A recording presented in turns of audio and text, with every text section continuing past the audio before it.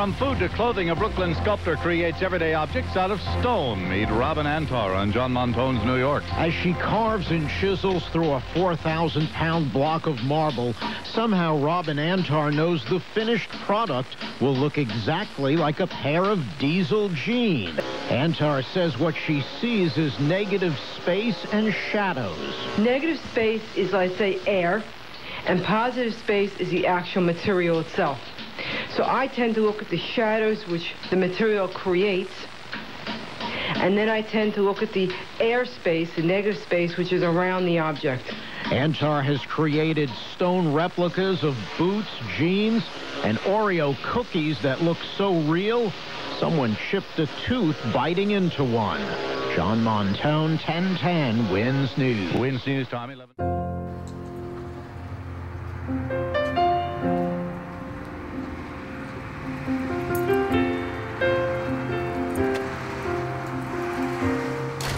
My mission as a sculptor is to create a visual record of modern culture by capturing everyday objects in stone. When I was a child, I always hated school. I always hated the academics, and I always knew that I wanted to do something creative. In high school, the minute I touched that stone in 1974, I knew I was hooked.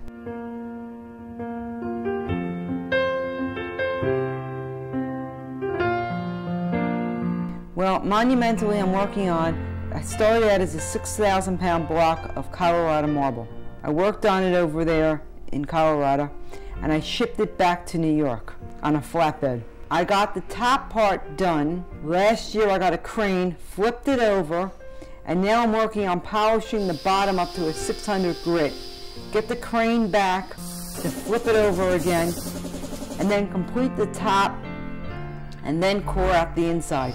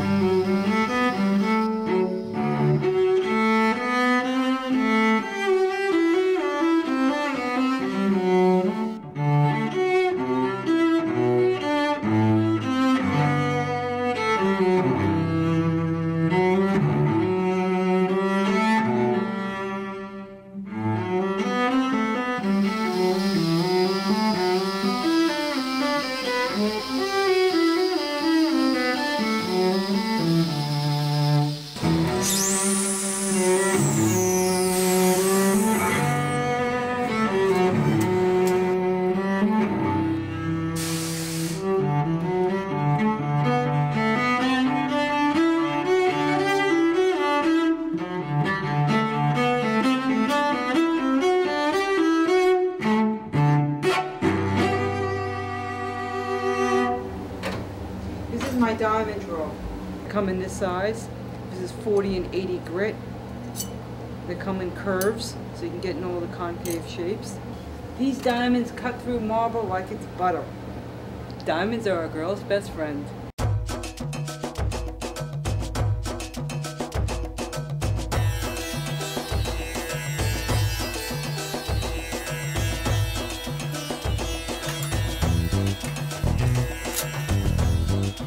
When the stone is first delivered, I take my model, which is usually the realistic object itself. I do a silhouette from the right side, then I do a silhouette from the left. I core out all the negative space using a diamond blade and a pitch tool. Once I have both sides of the negative space cut out, I then proceed with a tooth chisel and start defining the forms. When you're working with the chisel and the die grinder, you must wear a complete face shield and a respirator because the dust is huge.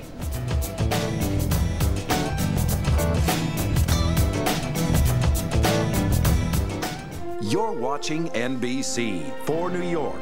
And now, Stuck in a moment for Brooklyn-based artist Robin Antar. Freezing pop culture is a way of life. From M&Ms to a pair of jeans, she tries to duplicate the object, making the sculpture look so real you can't even tell it from the original. Her works are in museums and galleries all over the country and will soon be right here at the International Art Expo 2004. Robin is here this morning to show off some of her creations. Good morning, Robin. Thank you so much for joining us. Thank you. Let's start with this. I mean, boot looks like you could just put it right on and slip it on your foot. Tell me about it. This boot is an original carved out of limestone and hand stained. How do you pick what you're going to carve? Usually I pick things that capture the typical American history. Now, these cookies are really, really neat. I can't even, you've got some of the ones here are real and some of them are sculpted, right? Correct. Oh my goodness. I don't know if I can tell. Oh, and this is attached! Oh, that's the neatest thing! I grabbed one of the ones that, oh my gosh. Oh, here's a real one.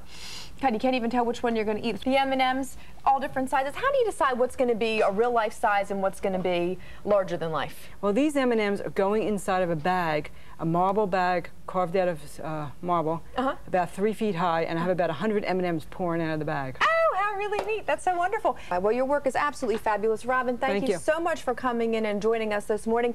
We'll be right back.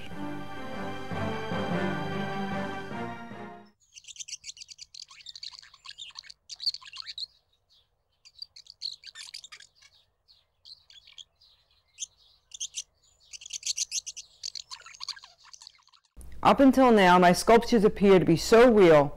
Until you tactilely feel the coolness of the stone, you might think it's a real object.